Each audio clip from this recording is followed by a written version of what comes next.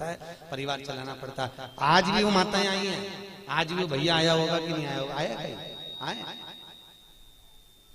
आज भी वो कथा में आया, कहे गुरुजी मैं दूसरी नौकरी कर लूंगा पर झूठ बोलने की नौकरी नहीं चाहिए मुझे, क्योंकि मुझे जाना उसके पास में है तो मुंह भी उसको दिखाना पड़ेगा।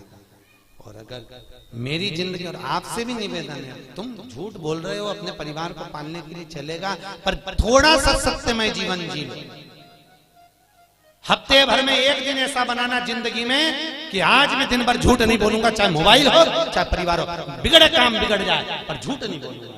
अपने जीवन को आज मैं सत्यमय जीऊंगा। केवल सत्यनारायण की कथा कराने से, शंकर पे पानी चढ़ाने से शंकर नहीं मिलेगा भाई, थोड़ा जीवन को सत्यमय जीना पड़ेगा। बहुत जीवन को तुमसे नहीं बनता, स्पष्ट कह दो मेरे से ये काम नहीं बनता, बनता तो करो सत्यमय जीवन जियो, झूठ नहीं, झूठ नहीं मेरे को आता ही नहीं, जो आता वो आया सामने आया, जो चीज है वो सामने। सत्यमय जीवन जियो, बहुत अच्छा लगेगा आपको, आपकी जिंदगी में आप सुंदरता प्राप्त करें। सत्यम शिवम सुंदरम, अगर सत्य बोलोगे तो शिव मिलेगा, और शिव मिल गया तो जीवन सुंदर हो जाएगा। क्यों जीना सत्यता में, क्यों जीना सत्य? असत्य के चक्कर में एक गांव के पंडित जी मर गए, बहुत विद्वान कथाकार, बड़े विद्वान प्रखर, और मर गए तो नरक में चले गए। अब गांव के 2-4 लोग और मर के नरक में गए, तो नरक में गए तो पंडित जी मिल गए। तो गांव के लोगों ने कहा पंडित जी तुम तो हमारे गांव के इतने विद्वान पंडित जी थे, तुम तो खूब पूजन पाठ करते थे, फिर नरक कैसे चले गए? पंडित जी बोले ये मैं खुद नरक नहीं आया, पत्नी के चक्कर में आया। तो पत्नी ने कहा नरक भेज दिया तुमको? वो रोज तैयार होके आके मुझसे पूछती थी मैं कैसी लग रही, तो मुझे रोज कहना पड़ता था तू बहुत जोरदार लग रही, भले वो बेकार दिखे पर कहना तो अच्छा। तो ये झूठ बोलने के चक्कर में तो माताओं से निवेदन है, आधे से ज्यादा पति तो तुम्हारे चक्कर में नरक जा रहे। जी जियो, तुम लोग पूछो ही मत करा करो कि मैं कैसी लग रही, और कहीं का पड़ गया एक आध माथा तो एक वो कहे ना, एक कहावत है ना, एक पति तैयार हो रहा था और पत्नी सज धज के, वो पति ऑफिस जा रहा जूता पहन के, और ये वहां आके खड़ी होगी, ए जी मैं कैसी लग रही, मैं कैसी लग रही? पति जूता बांध के जा रहा था ऑफिस, बेचारा बैग उठा के, फिर पूछा बोलो तो सही में कैसी लग रही? पति बोला ऐसी लग रही जैसे हरी घास में भैंस चल रही।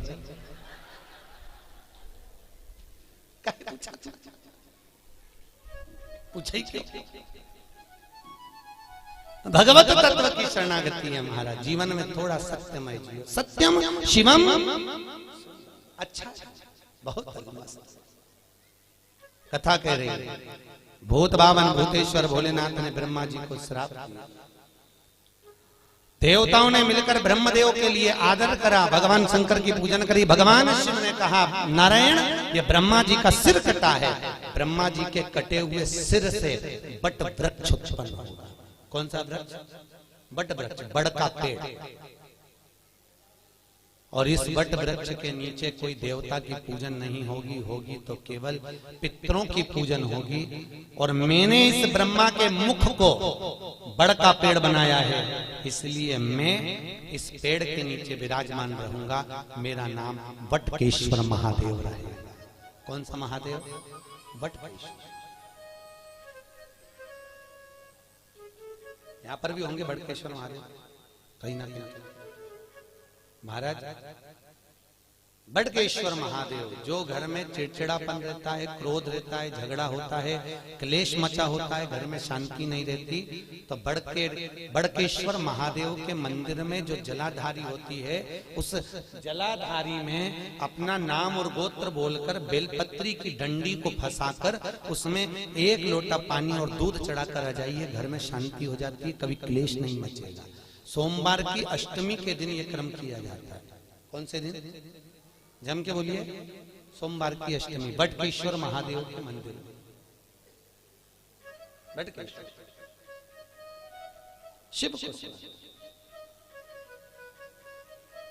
भगवान ब्रह्मा का मुख बड़का हो गया। समय आया ब्रह्मा जी ने सृष्टि की रचना आगे बढ़ गई। भगवान विष्णु ने ब्रह्मा जी से कहा ब्रह्मदेव सृष्टि की रचना करिए। शंकर जी से पूछा ब्रह्मा जी ने सृष्टि कैसी रचना है। भगवान भोलेनाथ ने अपना अर्धनारेश्वर स्वरूप का दर्शन दिया। आधा पुरुष आधा स्त्री, आधा शिव आधा पार्वती के रूप में भगवान दर्शन दिए और कहा इस रूप को ब्रह्मा जी देख लो और ऐसी सृष्टि की रचना कर दो। आधे पुरुष आधे स्त्री बना दो। ब्रह्मा जी पुरुष और स्त्री का निर्माण कर रहे थे। उन्होंने कहा, शंकर जी ने कहा आधा पुरुष आधा स्त्री बना दो, तो ब्रह्मा जी ने दोनों को भेले करके बना दिया। शंकर जी और पार्वती जी का जो स्वरूप का दर्शन करा तो पुरुष और स्त्री को दोनों को जोड़कर बना दिया। जैसे जोड़कर बनाया तो ब्रह्मा जी ने चारों तरफ किन्नरी किन्नर उत्पन्न कर दिए। चारों तरफ किन्नरों की सृष्टि हो गई। सबसे पहली पृथ्वी पर अगर कोई सृष्टि की रचना हुई थी तो उसके निर्माता ब्रह्मा, और ब्रह्मा ने अगर पहली सृष्टि रची थी तो वो किन्नर की थी। किनकी सृष्टि थी? जम के बोलिए। किन्नरों की सृष्टि। चारों तरफ किन्नरी किन्नर हो गए। जब किन्नरी किन्नर चारों तरफ हो गए, इतने में वहीं से भगवान शंकर और भगवान विष्णु निकल कर आ रहे थे। भगवान विष्णु ने कहा चलो प्रभु सृष्टि की रचना हो गई होगी, देख लेते हैं। भगवान नारायण ब्रह्म शंकर जी के साथ जैसे नीचे आए, आकर देखा तो किन्नरी किन्नर नजर आए। जैसे किन्नरों को देखा, इतने में भगवान विष्णु ठहाका लगाकर हंस दिए। भगवान शंकर को बुरा लग गया। शंकर जी ने कहा नारायण तुम क्यों हंस रहे हो? अरे प्रभु ब्रह्मा जी से कहा था सृष्टि की रचना करो, आधे पुरुष आधे स्त्री बनाना, उन्होंने जोड़कर बना दिया दोनों को, पुरुष स्त्री किन्नर बन गए। शंकर भगवान बोले गलती किससे नहीं होती? ब्रह्मा से गलती हुई है तो सबरेगा सुधरेगा। पर ब्रह्मा जी से गलती हुई है, पर भगवान नारायण तुम इन किन्नरों पर हंसे हो,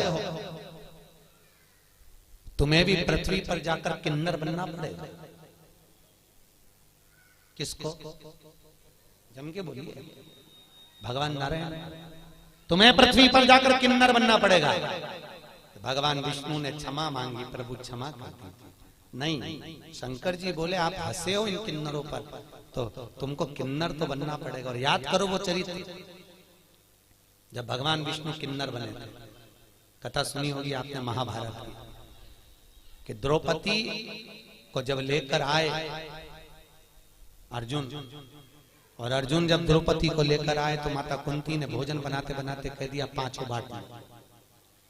अर्जुन ने कहा द्रौपदी मेरी माँ ने कहा है तुम्हें 5 पतियों की पत्नी बनना पड़ेगा। द्रौपदी ने कहा बन जाऊंगी, पर शर्त एक है, एक एक पति के साथ में 1-1 साल रहूंगी, और मेरे पति के कमरे में अगर कोई दूसरा पति आ गया तो उसको 5 वर्ष के लिए बन जाना पड़ेगा।